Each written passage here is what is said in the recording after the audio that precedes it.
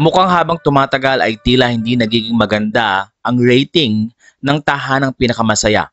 Ito ang ipinalit sa pangalang Itbulaga nang manalo nga at makuha na ng TVJ ang pangalang Itbulaga na ginagamit na nila ngayon sa TV5.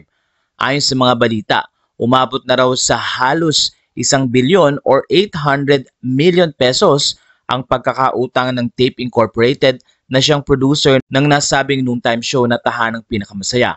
Pero sa issue na ito, ang nasabing 800 million daw ay utang pa ng tape simula pa nung original na Itbulaga or ng host pa sina Tito Vic and Joey.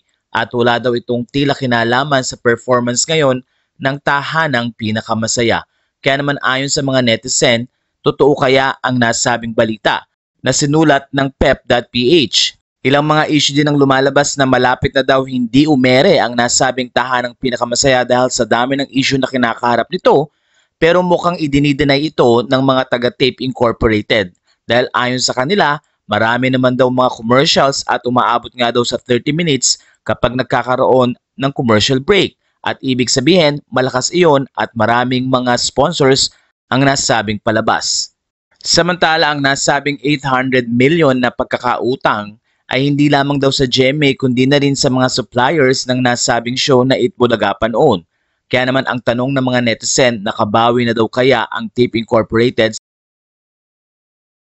sa nasabing issue at totoo nga daw kayang mangyayari na hanggang December 2024 na lang ang tahanang pinakamasaya. Pero ayon sa mga fans at mga followers ng nasabing show, mukhang kailangan daw ayusin lang ang mga issue dahil may nanonood din naman kahit papano ng nasabing noontime show. Pero nananatili pa ring number 1 ang Itbulaga ng TVJ sa TV5.